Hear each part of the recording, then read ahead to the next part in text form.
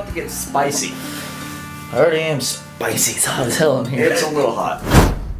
As you can tell by the title, we have another episode of Xtra Spicy.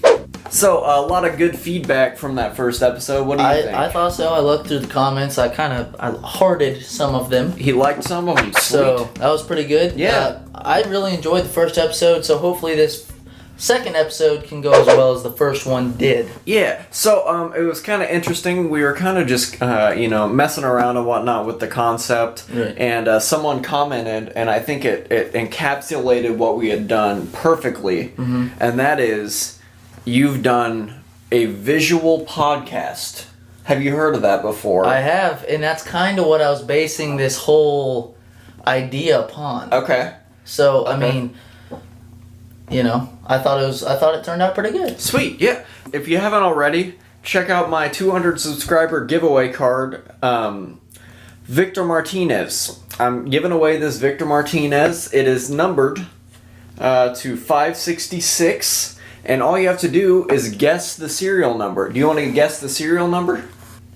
443. 443 is incorrect. Shoot. Y'all still have a chance. You still have a chance, guys. Today we're going to be talking about pace of play, inclement weather, and just a little bit of baseball in general. Let's crack into it. Ooh, that was an excellent soundbite. That was pretty good.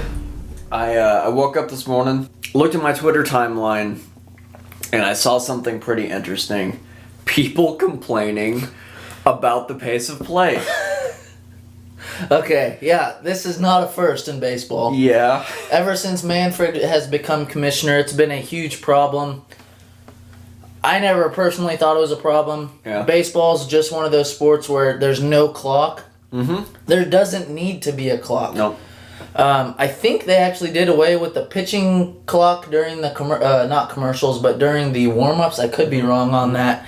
But baseball's just a timeless sport, and it needs to stay that way. Baseball is America's pastime, right? Because it's not timed.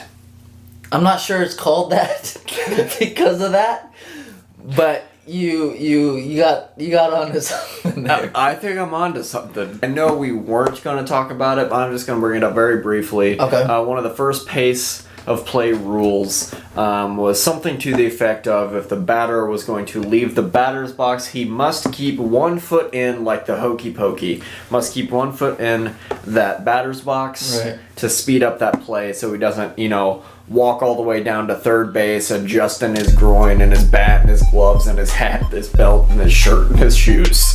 Do you think it worked? No. The reason I say that is because you still see players. They get brushed off by the plate, almost get hit. Mm-hmm. What's the first thing they do? They take 3 steps back. Yep. They do the hokey pokey. They swing their bat, get back into the box. Yep.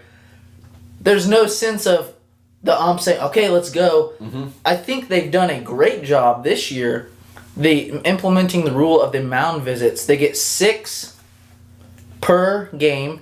And what are your thoughts on the mound visits? I know it's kind of a different thing from the batter's box rule. Mm-hmm. It affects the whole team, the whole organization. Yeah, it's not just the batter that's being affected. Right, and I think that, in my opinion, I think it speeds up the game just a little bit. What are your thoughts? Just a little bit, and here's my thing. I mainly only watch the Cardinals. If there's nothing else on, I have nothing else to do, I'll watch whatever game I can get my hands on. But having Yadier Molina behind the plate, he truly is the one commanding what's happening on the field. It's like having a second coach out there. It's having a second coach out there who, before this year, was allowed to interrupt the game whenever he wanted. To build upon that, one of the new rules is that even if, let's say, the second baseman comes out, tosses the rosin bag on his hand, that is a mound visit. And actually, in the instance of last night, Baez, for the Cubs, when we were playing the Cubs, he came out and did the rosin. He started walking away and then realized that was a mound visit. So what he did was he came back and he started talking to his glove because he wasn't just going to waste a mound visit. Yeah. One pretty interesting superstar had this thought: drop a lot of the games. And I quote, "We play too much baseball." Quoted by Anthony Rizzo of the Chicago Cubs.